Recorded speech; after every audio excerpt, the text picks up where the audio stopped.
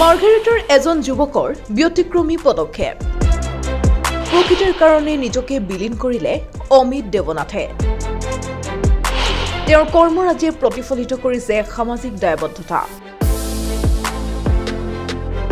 যি সময়ত মানুহে নিজৰ স্বাৰ্থ পূৰণত ব্যস্ত হৈ পৰিছে তেনে সময়তে মাৰ্গাৰেটৰ বৰগুলাৰ নিবাসী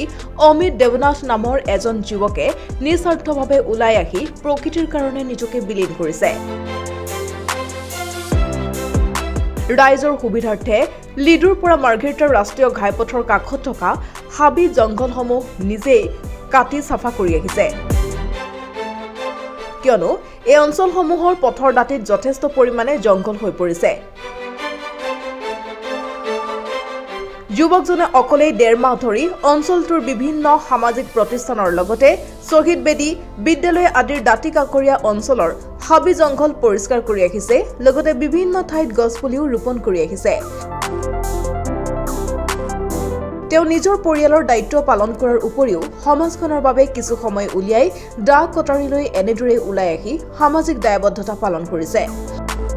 অমিত দেৱনাথৰ এই কৰ্মৰাজিয়ে সকলোৰে দৃষ্টি আকৰ্ষণ কৰিছে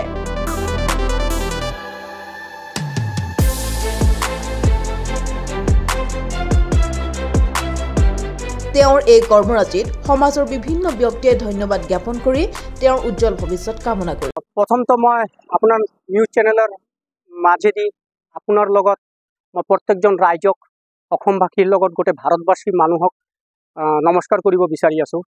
আৰু মই আজি 30-40 দিন যাবত এই ৰাস্তাৰ কাষে জংঘল হাবিবিলাক হওক বা সামাজিক অনুষ্ঠানত যিবিলাক জংঘল হাবি হৈছিলে মই নিজে ভাবিছোঁ যেটো মোৰ আমাৰ সামাজিক দায়িত্ব আৰু কৰ্তব্য আৰু মোৰ হেতু সময়ও আছে সময় থকাৰ বাবে মই ভাবিছোঁ যে কাকো দোষাৰোপ নকৰি মই নিজে এইটো দায়িত্ব লৈ কামবিলাক কৰি দিওঁ আৰু হেতু হিচাপে মই কাম কৰি আছোঁ আৰু কাম কৰি যাম বুলি এইটো মই মনতে নিজে ভাবি লৈছোঁ ৰাস্তাৰ ওচৰত যিবিলাক আমাৰ হাবি জংঘলবিলাক আছে সেইবিলাক তেওঁ নিজ বিনামূলীয়াকৈ নিজৰ উদ্যোগ লৈ তেওঁ যি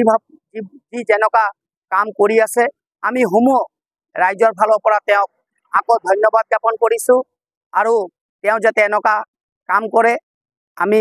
তেওঁৰ উজ্জ্বল ভৱিষ্যত কামনা কৰিছে মাৰ্গাৰেটৰ পৰা হেমন্ত ঘোষৰ ৰিপৰ্ট প্ৰতিবিম্ব লাইভ